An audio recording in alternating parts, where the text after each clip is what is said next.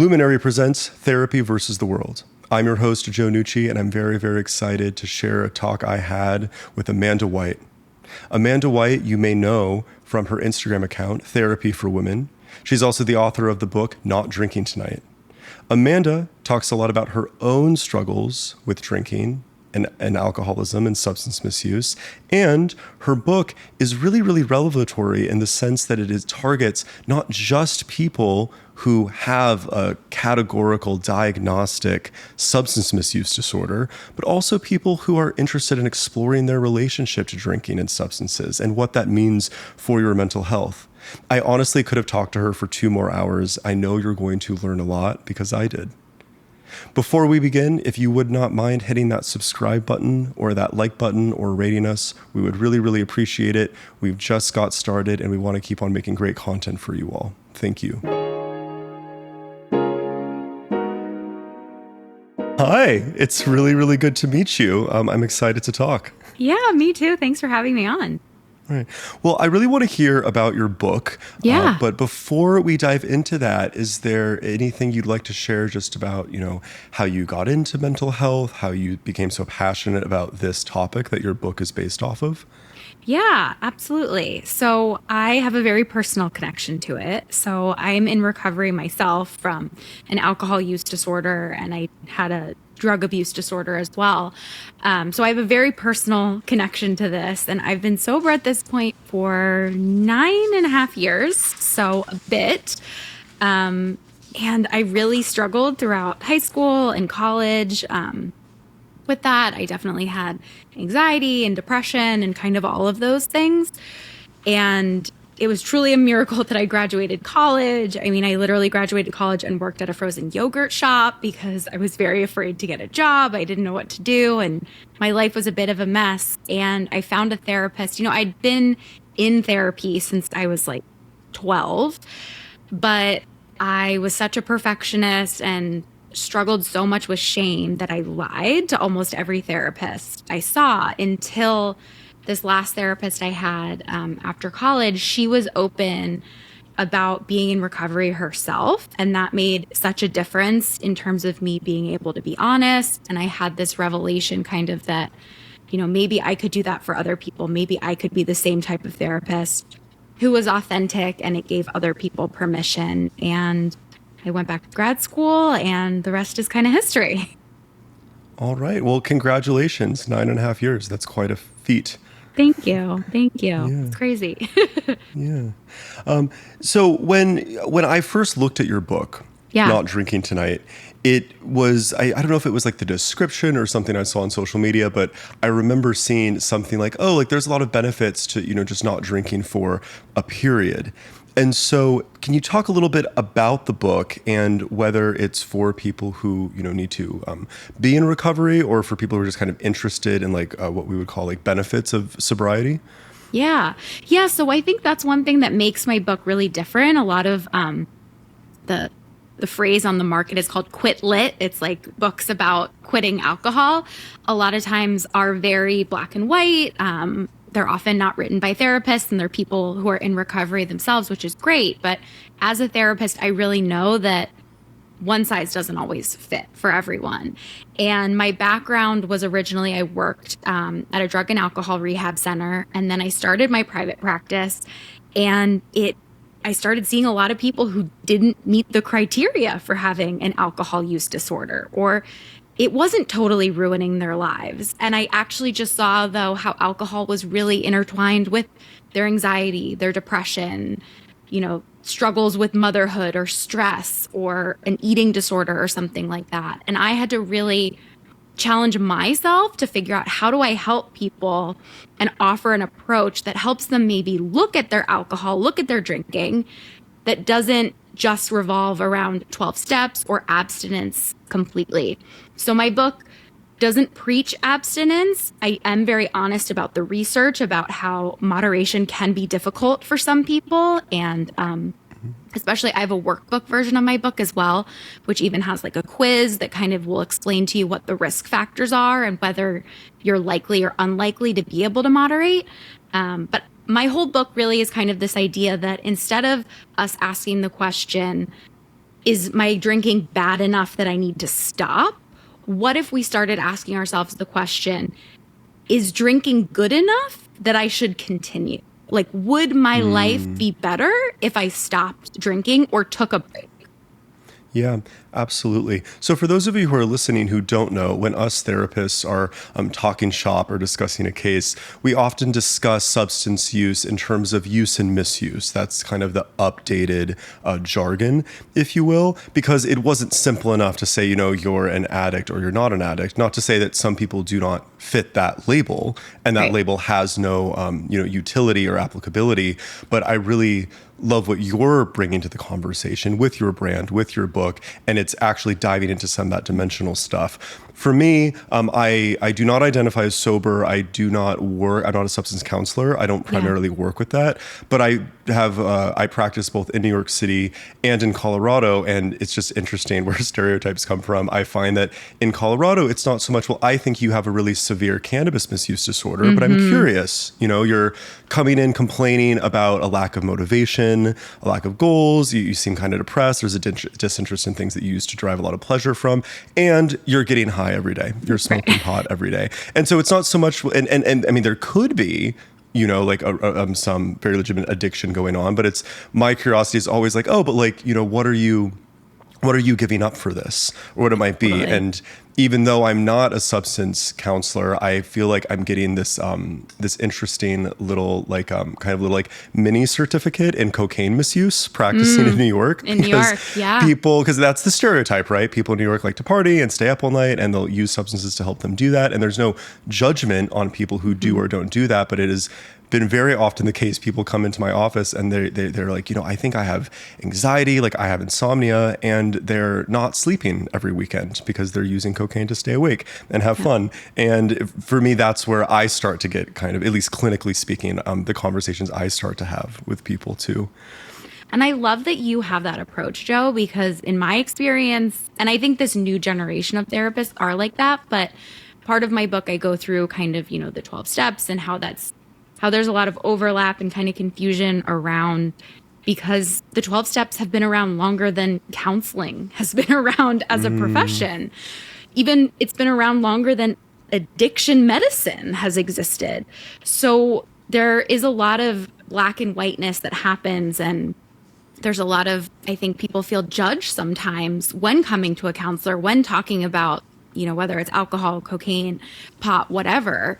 There's a fear that someone will tell them, especially in my experience with alcohol, people are so afraid sometimes to talk about it because the first thing they often say to me is, well, I'm not an alcoholic. And it's like, I wasn't accusing you of that, right? Like, I don't think that. But people are so afraid sometimes to be honest because there is such a clear line, right, with alcohol where it's like, you should drink alcohol. And if you don't drink, there's something wrong with you, because that's the only normal reason to not drink alcohol, kind of, or that's the only reason to explore your relationship with alcohol. So that's what I really think is great about just the harm reduction approach and the curiosity approach in general. Yeah. So for me personally, I mentioned I don't identify as sober. I sometimes jokingly use this term. I'd love to get your feedback on it as someone who's more familiar in the space. I say like, well, I'm sort of sober adjacent. I'll go weeks or even months, quote unquote, just living very clean, really prioritizing my health, my mental health, my sleep, etc. And then for an example, actually this coming weekend, I'm going to a wedding, some very, very dear friends of mine, and like, I'm going to drink, like I'm going to get drunk actually, you know what I mean? I'm going to have fun. And then I look at the rest of my month and my weekend plans actually don't revolve around that. And I find constantly as someone that lives that sort of, I don't know if you would call it a lifestyle. I don't really identify with it in that way. But I do find that it has taken a lot of, just in terms of my own growth and journey, it's a lot of self-esteem. Makes it sound so dramatic. What word am I looking for? Like I have to be like, I have to really like be solid in myself and in my values and what I'm going after, because it's constantly the first question out of everyone's mouth is, well, did you used to have a little bit of a problem or a thing? And it's like, no, You know, Yeah. I wanted to do something else on Saturday morning, you know? And then even if people, but then that's even tricky because I experience some people being like, well, they think I'm judging them. 100%. And I'm not, you know, I'm really, really not. I mean, like, and trust me, when I do indulge, for those listening, I'm a lot of fun. You know what I mean? Like we're gonna have a good time, but it's just, I don't know. I just didn't, for me personally, I think it was mostly an interest in mental health. And in my mental health, and probably, you know, maybe one of my more toxic traits is trying to biohack my way out of burnout or something. And so anyone that's interested in that wellness science, you know, I mean, Andrew Huberman's episode on alcohol probably changed more minds about alcohol than like the prohibition ever could. Yeah. You know what I mean? Yeah. And so I don't know if you have any thoughts about all of that. I'm just kind of in Yeah, dialogue. absolutely. Yeah. I mean, I think some people use the word sober curious to kind of talk about that. I do think it's a trend, if you want to call it that, or a Totally. shift that's happening that's really great. I mean, the whole point of my book kind of is I kind of argue that if you can take a year off from drinking and really learn how to live sober, you then have the power to choose whether you drink or you don't. But if you always, what I see often is people will do dry January, or they'll do like 30 or 60 days, and they're treating it kind of like a diet or like a countdown. Right. And I really believe we need to treat it like an experiment. So you can get really curious about, you know, this is interesting. Like you were saying, Joe, how does this impact my, you know, sleeping? How does this impact, you know, my emotions? How does this impact my relationships? Do I know? I mean, I think it's such a thing too that we really struggle to socialize without alcohol. And again, if you if you can't socialize without alcohol, then you don't really have power and choice because you have to. And I think there's, you know, a lot of us start drinking in high school and we've never even had the opportunity really to learn how to date sober or do you know, go to a networking event maybe. And it's a skill that we can learn, but a lot of us just kind of say, oh, well, I could never do that because, you know, I have social anxiety, or that's too overwhelming for me. But if you take a long enough period of time off, you can really gain those skills, and then you have a lot more power and choice. Yeah, absolutely. Well, let's talk about some of those things. I really like the point of suggesting a year is, you know, because you will, over that year, you will actually get to know, like, well, what is it like to have sex without substances, to date, to socialize, to dance, to do all these things. And if there is a lot of social anxiety coming up, is there another way to work through it? Or is there something else that you can do? I know that for me, so one of the things that I do, because I'm kind of 1 foot in sober curious, 1 foot in not, is I'm often, if I've just moved to a new place, like when I first moved to New York, I just didn't prioritize my wellness those first couple of months because, like you said, there's so much normalization of it. And I didn't want people to think I was weird. And I also wanted to show that, no, it's not that I never do it. You know, it's just that I'm very like thoughtful and intentional. And so, you know, I've, you know, lived in New York for a while, and there was this switch that happened with a lot of the people I became friends with, where it's kind of like, they're like, oh, you don't. And then I still had to have that conversation. And so I bring it up to say, you know, I went out of my way to avoid all of that, but I still actually had to have the conversation anyways. And so sometimes I think, was that even the best way to go about it? Yeah. You know, or was it even better to just like own who I am? You know? It can be vulnerable though, I think too. And I mean, one of the most often asked questions people, which I'm sure you can answer too, is the why. You know, the second you say you're not drinking, people love to ask why. And like you said, they can feel judged even if you're not judging them. And I'm just such a big believer. And I think a lot of times people will try to hide the truth, or they'll try to, you know, give an excuse. And I think it can really perpetuate this cycle where, I swear, I feel like the most generous people is when you're drinking or you're not drinking and they want to convince you to drink. Like if you tell someone like, I'm moving in the morning, that's why I can't drink. They'll be like, oh, we'll come help you move, right? Or you're like, I'm, you know, I have to go do this or do that. They're like, oh, don't worry, we'll do this, we'll do that. And then people end up in situations where they feel like they are backed into a corner, or then they kind of just give up their reasoning. And I'm a big believer in, you can just say like, I'm not drinking tonight, or I don't feel like drinking right now, or, you know, I'm taking a break or whatever. And if people continue to press and ask why, you can just say the same thing over and over again. Yeah. One thing that's interesting about alcohol is that if it just doesn't agree with your system, like some people just don't like the feeling, it's just not their substance of choice, there's still kind of that social pressure often to explain, versus if someone says, oh, cannabis isn't my thing, or I don't like doing harder drugs, or I don't sleep around, oh, I don't eat much junk food, like really whatever like the quote unquote vice is, it's kind of like, oh, good for you. Right. Totally. But when it comes to alcohol, I do sense there's more of like, there's a need for justification. It becomes about them very quickly. A lot of times people just fear your judgment or fear that you're worried about them or kind of feel the need to justify. I think about it a lot with like smoking, especially, right? Like how smoking changed so much of like cigarettes and how much that's changed because there was a big movement to get especially women into drinking around like 1960s because big alcohol companies realized that women were a very big untapped market. And that's really changed. And women now are experiencing like higher levels of liver disease, and they've found like breast cancer is really associated with it, and all kinds of things. So I think about what it would look like if we could create a culture, like you said, where people could choose to or choose not to, and there wouldn't be so much pressure either way. Yeah. How do you approach differences in gender or differences in the sexes when it comes to this? I'm very fond of is it Terrence Real or Terry Real's his book I Don't Want to Talk About It. It's about male mental health, and he's one of the advocates, I guess you could say, that we actually need to start including looking at substance misuse when assessing men for depression or depressive symptoms, because it just seems to be that much more common. But I also kind of like what you're saying, I don't know if you are saying this, but I think it's also implied that it's not that it's not a problem with women, it just manifests in a different way. Yes. I think a lot of times the stereotype, right, with men is like drinking beer, coming home and like drinking, a glass of scotch or whiskey or something like that.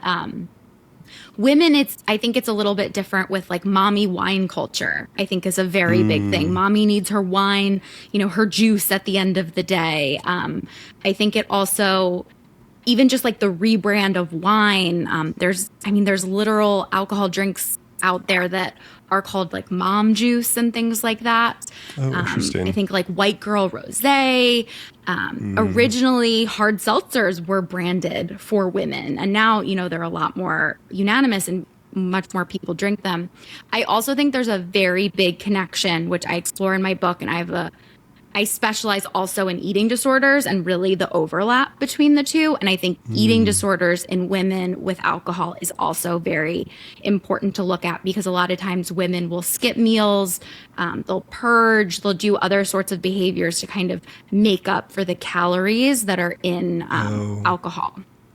Or it's a very big thing on college campuses, like worrying about, gaining weight and things like that as well. I know that. So one of the stereotypes about gay culture is gay men love their vodka sodas because it's low in calories. It's like kind of like the cleanest drink from the caloric perspective. And there's actually, as far as a brand goes, I think it's brilliant. But there's a hard seltzer that came out last year called Gay Water, and it's just it's hard seltzer. That's all it really is. And it's and like the marketer in me is like a little bit jealous, but then like the clinician in me is kind of like, oh, like what an interesting thing to think about in terms of like normalizing, because that community that I'm a member of is there's a lot of substance misuse going on, and that's a whole nother conversation. Absolutely. I think I'm not up on the studies from 2023. I know everyone was drinking a lot more during the pandemic, and that was when I wrote my book and stuff.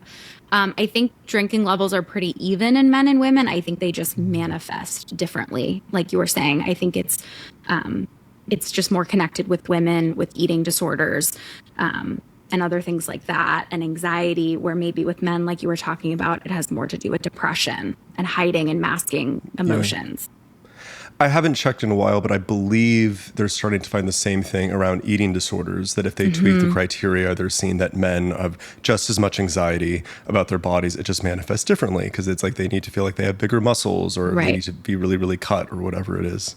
Yeah, I think eating disorders in general need to like really have an overhaul in how we diagnose them and how we talk about them. And it's where, so in my book, I coined the term disordered drinking.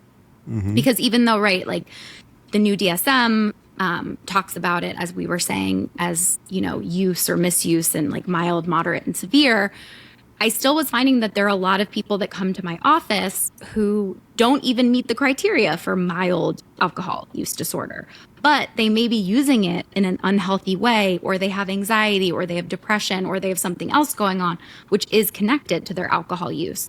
And in the eating disorder community, there is a term called disordered eating. And I found that people are much more likely to say, yeah, I have some disordered eating going on, or I know that there's like a little bit of something going on with my food, where because we still have a label with alcohol use, people aren't as readily interested in diagnosing themselves. And also, I think there's still the stigma of people being afraid of the word alcoholic. But I think in general, if we could talk about even like men talking about maybe disordered eating, or we could talk about a disordered, right, like use with cocaine or, you know, marijuana or something like that, I think that could open up a lot more of these conversations. Yeah, absolutely. Tell me a little bit about how you think about dating and alcohol or dating and substances, both in general, but also from the perspective of someone who is sober or is sober curious. Yeah, absolutely. Well, I think that it's one of the biggest barriers, I think, for people. A lot of times when I'm talking to people, it is kind of like the final frontier. And a lot of times people will be like, well, I can stop drinking for 30, 60, 90 days because I don't have to have sex. I don't have to, you know, go on dates and things like that. And then once we start getting longer, they may have to face that. I am a big believer that not drink, it's scary, but like dating sober is kind of this superpower, because especially if you're looking for a relationship, so often I think we can really confuse having a connection with someone versus just getting drunk. And I think a lot of times, even in women, sometimes women end up in situations where maybe they, you know, their boundaries were pushed, or they did something that they wished they wouldn't have, or something like that. And then they kind of look back and they feel like they have to kind of force this dynamic to work because they've had sex, or maybe they've been more vulnerable with someone than they wanted to. And I think it's so great to be able to actually go on a date and really have the clear-mindedness to think, am I having a good time? Do we actually have fun together? Can we have fun without alcohol? Because so many people end up marrying their drinking buddies, and then they try to change their alcohol later in life, and it's really hard. So yeah, I'm a really big fan of it. I think that especially it's like those intuitions we have about whether we're connected to someone, whether we feel comfortable with them, really can get turned down when we're drinking. And that is so important to have access to. Yeah. The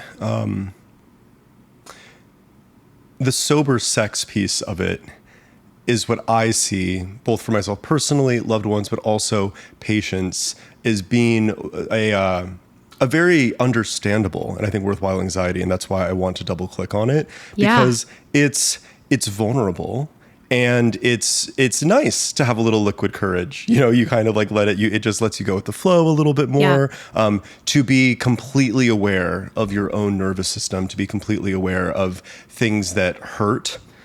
Things that hurt and feel good at the same time. To also things that you actually like. You know what I mean? In terms in a different headspace. Can be very, very confronting, and I think very, very, at least my personal experience has been very difficult to work through outside of consistent or committal sex with the same person, just because there's a lot of like, not like guesswork. What word am I looking for? It's like, there's a lot of trial and error. Because, you know, some days you're going to like this thing, or some days you're going to like this other thing. And one of the benefits of using substances as an aphrodisiac or kind of lubricant is that you get to gloss over that. But the reward that I want to make sure people are listening to is that, you if you do go on like 30, 60 day or like a year break or whatever it is, to actually know your body that well and your sexual and erotic template that well is actually kind of like you said in terms of the dating piece, it's kind of a superpower. Yeah, to be able to communicate it also, like actually, I think so often when we're under the influence and having sex, it's also easy to kind of brush off bad sex. I mean, I also think it depends on the person. It depends on how intoxicated they are, and things like that. And whether I think it's important for people to be honest with themselves of like, are they actually having really good sex with alcohol? Is it enhancing their experience?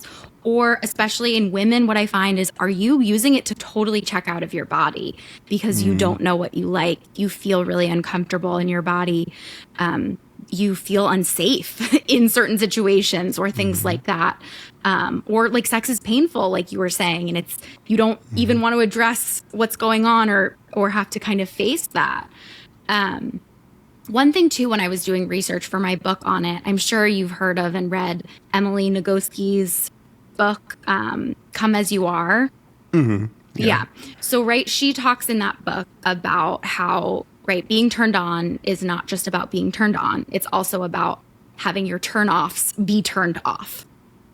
Right. Yes. So it's like this gas pedal brake situation. So it's not just you put your foot on the gas, you also have to not have your foot on the brake. And a huge thing that I think we don't talk about is that you can be turned off by your own body and your own, objectifying your own body. And women and, gay men more than straight men too tend to be more objectified and tend to also be more, as a result, end up objectifying themselves more and kind of have this experience of feeling like they're judging themselves, imagining how other people are judging them. And alcohol becomes this really great way to kind of take ourselves out of that experience and lift our foot off of the gas or off of the brake, which can be positive, like you were saying. But if that's our consistent experience with sex, it also can prevent us from really knowing ourselves, advocating for ourselves, discovering what our pleasure template is. Absolutely. And I also want to be very clear that when Amanda and I are talking about pain, we don't necessarily mean like a BDSM, kinky thing. It's like literally, it's just like, oh, like does going too fast actually hurt? Yeah. Or like today, I mean, your nervous system is fluid. There are some days it's, you maybe want it a little bit more, quote unquote, like rougher, not in a BDSM way, but in a more kind of, primal way. And then there are going to be other days where it's like, like my body is a flower, and we need to be very, very gentle or whatever it is. And one of the reasons why having sex tipsy or under the influence of a little something is fun is it makes your brake pedal, as you put it, in terms of how turned on or how turned off you are, less sensitive. Yeah. Exactly. And I totally get that. Yeah. Absolutely. Yeah. And I think to say too, right, like even women, I think like depending on like their cycle and things like that, sex feels different and good, and different positions can feel different just depending on, where they are in their, cycle. Yeah. I know that one of the things my friends and I have joked about, and there's something kind of very universal, and I am saying explicitly, like I have said this joke and meant it, but it's, you're going on a first, second, or third date, like drinking, it's like, oh, like it encourages vulnerability. Like let's actually reveal like what I really want or what my politics really are. Yeah. Or, what I really think about this or this. And that's super exciting in a dating context. It's also really, really scary. Yeah. And like to your point, it is harder to do, not with substances, particularly if you've practiced it with substances for a very long time. Yes. And I think even more so if you've never done it, right? Like I'm also really thinking of the people that like have never had sex sober. They've never dated sober and things like that, which is a large portion of the population, I would argue. That is like a whole different experience. And that's where I love how you're talking about this, Joe, because it's clear you've done both and you've talked about doing both. Then you get to choose. Then you have power to say, do I feel like I would like to use this substance to enhance my, sex tonight? Or do I want to use this substance to be able to be a little more vulnerable with this person? Or do I not? Where if that's our only option. We don't have choice. So I wanted to ask you at the beginning, but we just kind of got into all of the good stuff. Do you primarily work with substance misuse? Are you a substance counselor? Don't call myself a substance counselor just because the state I live in, the state of Pennsylvania, doesn't have them, which is weird. Okay. Some states have them, okay. some don't. I meet the criteria for it, but yeah, I would say that that's my specialty. I work with, I do primarily, especially gray area drinking or marijuana misuse. I also work with eating disorders, especially the overlap of both, and like self-sabotage, destructive kind of behavior. Okay. Tell me a little bit about to what extent has the clinical work informed kind of the more kind of like cultural piece of this conversation that you're pushing, and vice versa. I'd love to understand like what you've learned, because I know for me, I've learned a lot about not just about myself, but about other people in society through private practice, because it's such a unique and privileged lens through which to kind of get to know people and hear about what's going on. It really is. I feel like sometimes as a therapist, it is just so cool that you get to learn about so many different people's like lives and careers and things that you would just never know necessarily. So yeah, I would say that it informs a lot of this work, especially just having that experience of going from working in a drug and alcohol rehab to then going to private practice. I really learned quickly just how different the populations obviously were and how important it was for me to really build those skills in the middle. And I think what I've really learned and see a lot too is just that things are not black and white. There aren't boxes. Almost everyone struggles with multiple things or is touched by multiple different things in their life. Where when I worked at a rehab, and I think in society sometimes we forget that people are complex, and they, just because they're showing one certain thing doesn't mean they're struggling with other things behind the scenes. So I would say, I mean, I only work with women. That's really my specialty. But yeah, I don't know if that answers your question. Yeah, it was just kind of more of a general curiosity. You mentioned at the beginning of our talk today that you were really impacted by a therapist who was so transparent about her own journey.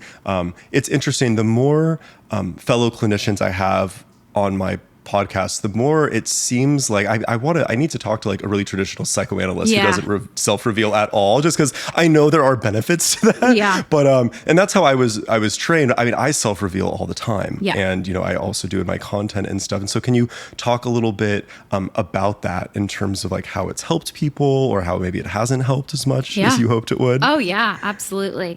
Yeah. So that was really my whole thing. I knew even before I went to grad school, I wanted to be a therapist who self-disclosed, and I wrote like a couple papers in grad school about it, and like was ripped apart for trying to talk about the positives of self-disclosure.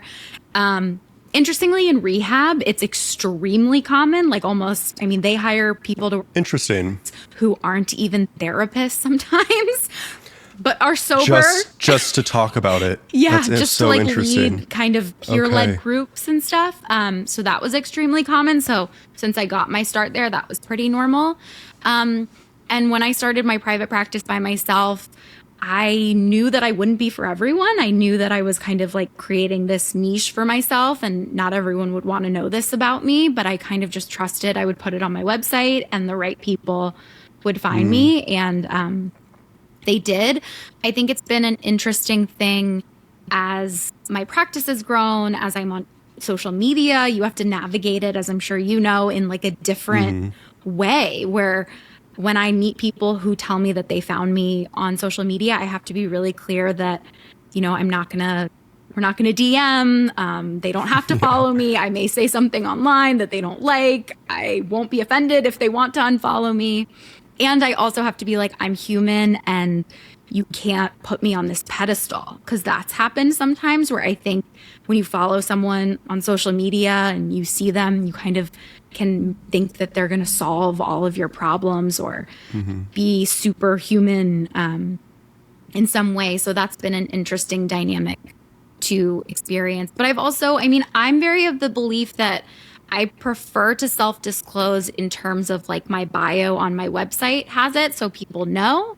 And then that's something that they can kind of know about me. And I don't then have to spend too much time in session like saying, I really get it, because they kind of already know that going in.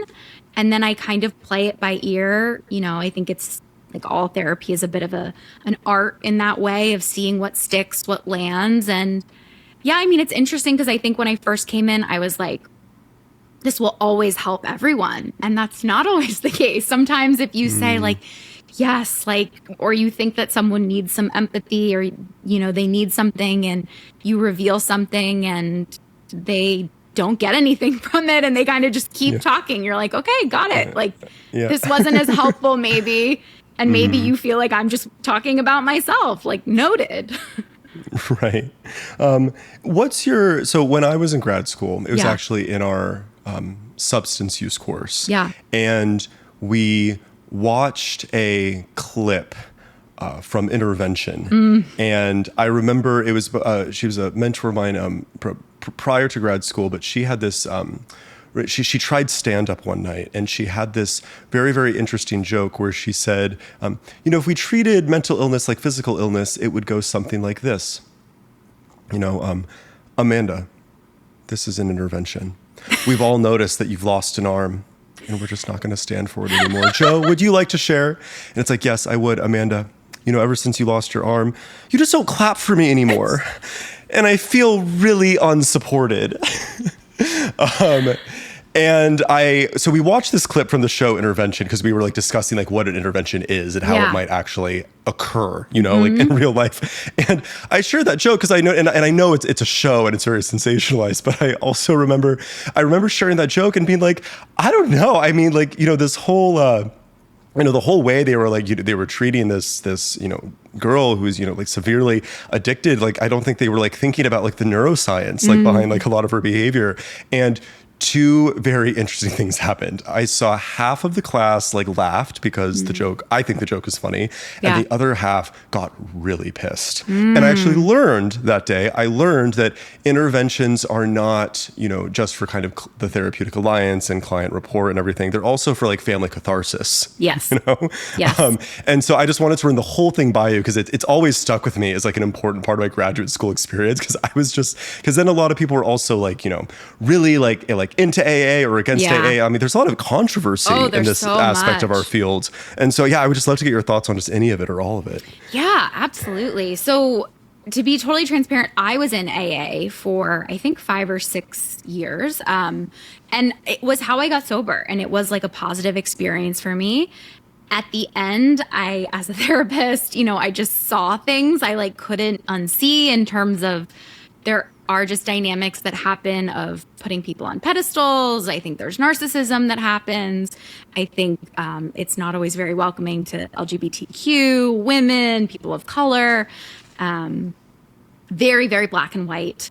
Sponsors can sometimes become therapists and talk to, I mean, like there's a lot of trauma talking, you know, like there's not always safety in the room and people are talking. So, but I do think that it can be really, really helpful for some people, life-saving, really accessible. I'm probably one of the only people in the field who isn't all or nothing. People are very all or nothing towards AA. And I'm someone who sees the positives and the benefits and the negatives of it.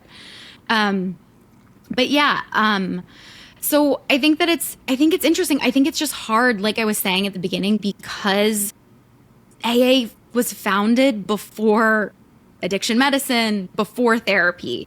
So how it works in terms of the history is AA was the only thing that worked to deal with, you know, alcoholics at the time. So really like the Betty Hazelton Clinic and AA would come and educate doctors and then therapists about this. So there, as a result, it's created this kind of like upside downness, I think, where people don't think critically sometimes about AA. Because it's just baked into the foundations of rehabs and things like that. So I do think that there's been a change that's been happening. I've seen more harm reduction coming into play and things like that, which I think is great.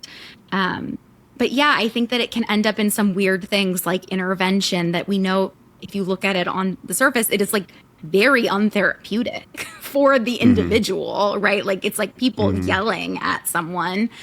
And that stuff does still happen in rehabs. Like when I worked in a rehab, I mean, it's one of the things that I carry with myself of like, I had to do certain things that when I look back, I'm like, oh my God, like we had to like get mad at people who were leaving, who couldn't afford to be there and stuff and try to convince them to stay or tell them that they were being super resistant to treatment because they wouldn't accept the 12 steps or wouldn't say that they were powerless or things like that. That is very baked into traditional substance use programs and counselors and things like that. So I think that that's just what makes it hard is because it is very complicated and it does involve families and different dynamics. There are definitely things looking back. And because there's such a history of like, is addiction a moral disease? That leaks in with some of the behavior change and things like that. And because it can, when you look at someone who is homeless and given up their whole life for drugs, right? If you don't know anything about the disease, you could easily just be like, this person is selfish or crazy or, you know, all of that stuff. But it's because we're not taking the full context into consideration. Yeah. Yeah, and it's such a dimensional problem too, right? We started this conversation talking about, you know, people who would maybe meet their life goals more easily if they were sober, or it would be, you know, potentially beneficial from a therapeutic perspective to experiment with sobriety and like see what the benefits are. But then there's also this other side of it where, you know, with so it's you could probably explain it better than I can, but there's the kind of the neurobiological processes of reinforcement. When those happen over time, it was astonishing to learn about in grad school. I mean, the one of the really kind of darker and macabre tropes is, you know, someone who's really addicted would sell their baby. Totally. You know what? They just would. Yeah. You know, and it's there is a very deep biological part of that as well. Yeah. You know, I am very, very, what would I say? I'm very, very passionate about people understanding, you know, the difference between mental illness and like problems of living, you know, and the scenario I just described, you know, more often than not, like is the former, like it is, like the illness language and framework works here. Yes. Because there's an undeniable behavioral and biological component and a psychological cure. Yeah. So.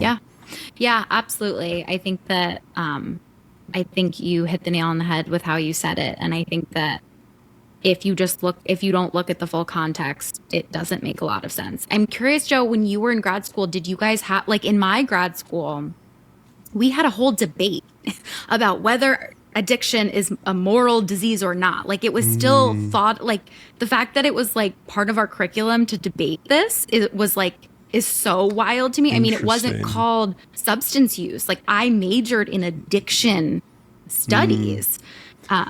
So I wonder, I mean, I think it's good that the field is changing. Yeah, my program may have been a little bit more ahead of the curve in terms of the terminology and stuff. We didn't have like a class dedicated to the debate. I will say that I do think that it was implicitly debated, particularly amongst classmates who had family members that struggled with it. And I think that, and well, let me ask you this. Do you agree that I think that where the moral and values conversation, I think appropriately gets applied is kind of like the old adage of, you know, well, how many shrinks does it take to change a light bulb? Well, what does the light bulb want to change? You know? Yeah. And I think that that's where, you know, some of this conversation can get really, really tricky. And I want to be clear, you know, to anyone listening, I mean, I'm very much kind of an optimist when it comes to mental health treatment. I believe that, you know, anyone can transform. I had a supervisor early on who was very, very clear. She said, you know, with enough effort, like if the effort is there, like you can quote unquote fix personality disorders. And it's actually amazing to see some of the research coming out now around narcissism or even like psychopathy or these things that we just thought were just, you know, the people were just evil or just different or whatever it is. And so it's, I don't know what you think about all of that, but I do think that in addiction,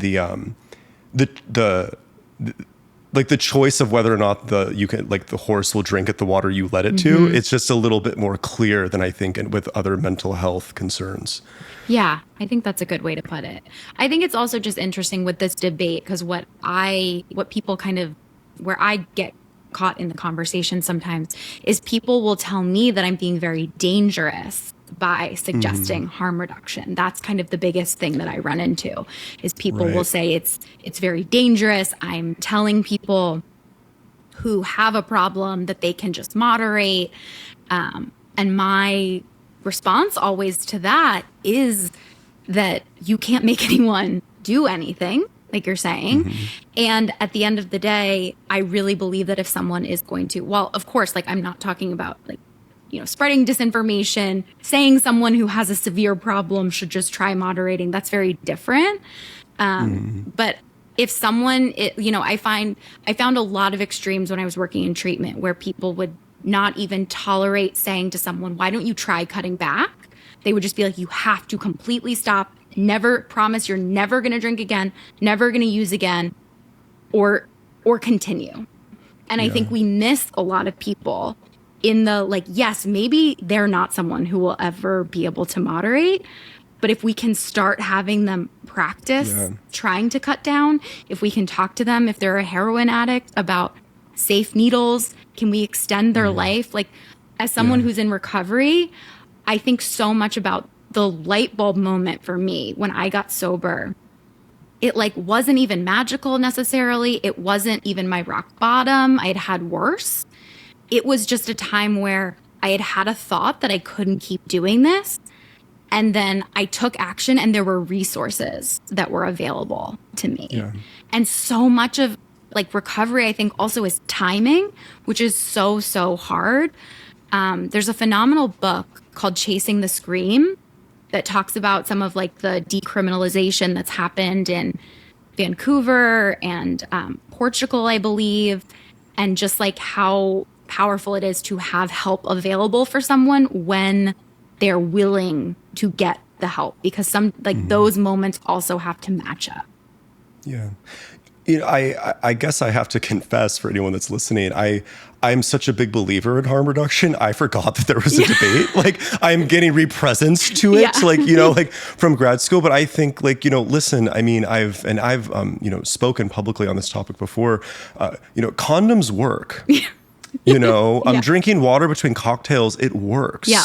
Clean there's all work. this, all this stuff. Yeah. And I think that, you talked about people being very black and white earlier.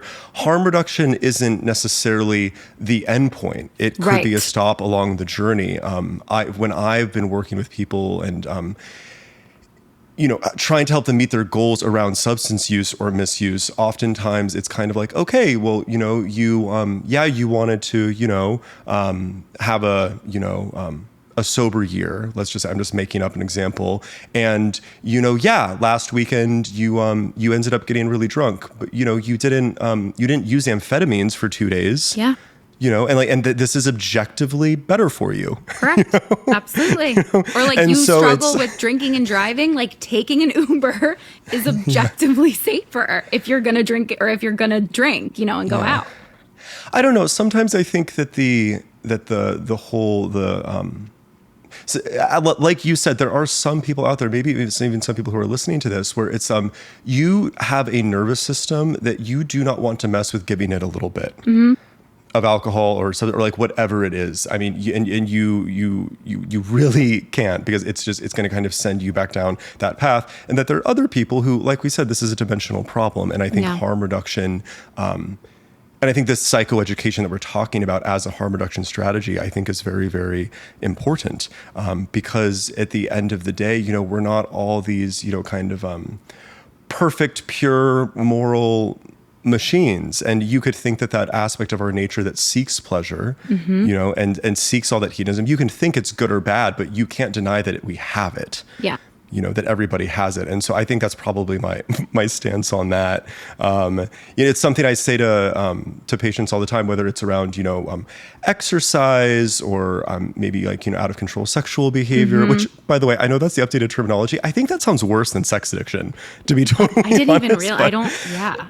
Yeah, that's what the association says, but I digress. But I tell them, I say, well, let's actually think about some of these things. Like, are you doing this to, to regulate unpleasant emotion? Are you chasing positive emotion? Are you trying to enhance an experience? Like, let's actually, like, it's not all black and white. And I think that's probably one of the, it's one of my takeaways of this conversation. Is there any things you want to leave the listeners with in terms of anything that we've talked about? I think what I would say is just when you were talking about, certain people and different people may have different nervous systems and stuff like that. I also really think when it comes to your brain and how many years you've spent using consistently, also we know does have an impact on your brain and can make it harder for you to use in moderation and things like that. So I think, like you said, it's a complicated problem. I think it's also so hard because you can't look at someone and know for sure. I think that's what's a really interesting, humbling thing about being a therapist. Is there are certain people I've worked with and I've been like, I don't think there's a way for them to moderate successfully, and I've been proven wrong. Right. But I also think it's a personal choice too. Like, I think about myself sometimes, and could I potentially moderate? Maybe. But I also know that, number one, my life and my identity is very tied up in this. But also, for me, it's not worth it. And I think that's an important thing for people to think about too, is moderation is objectively harder than not engaging. It creates decision fatigue and can be exhausting over time. Yeah. And for some people, it may not be worth it. And that is a very acceptable choice as well. Yeah. I love how you brought up decision fatigue, because whenever I'm working, and most of the people who come to see me, there's often some sort of kind of disordered manifestation of the black and white thinking or the splitting. But I always try to normalize with them, like, no, your nervous system is trying to save you energy and psychological capital. It is easier to just have that hard line. And it's like, I don't drink, versus what I described, where it's like, well, I drink with intention and sometimes, but it does take a lot more mental effort. It takes a lot more navigating social complex stuff. And I like living that way. Right. It's worth it. It works. Costs and benefits are real. Yeah. But anyone who's listening, one of the better definitions of mental health that I've heard is learning how your nervous system works and taking care of it. There are some things I have to be more hardlined about in terms of my mental health and wellness. This just happens to not be one of them. And it doesn't really matter what that thing is, whether it's around sex and relationships, or around food, around substance, or around work, or whatever it might be. It's all part of the conversation. Well, thank you so much. Unfortunately, we have to wrap up. I'd love to have you back. I wanted to mention I've actually been getting trained with eating disorders. I'm very new to the specialty, but maybe we can even talk about that next time. Would be really cool. How can people find you? How can they learn more about your book? What can you tell people as we close today? Absolutely. So my book is called Not Drinking Tonight, A Guide to Living a Sober Life You Love. It's available everywhere books are sold. If you are a therapist or you love workbooks, I also have a workbook by the same name. It's specifically written for clinicians and teaches clinicians how to work with this population, how to engage in harm reduction. But over half of it is workbook pages. So if you like that, you'll like the book. Cool. And you can learn more about me on Instagram. My handle is Therapy for Women, or my practice is therapyforwomencenter.com. All right. Thank you so much, Amanda. Thank you so much for having me, Joe.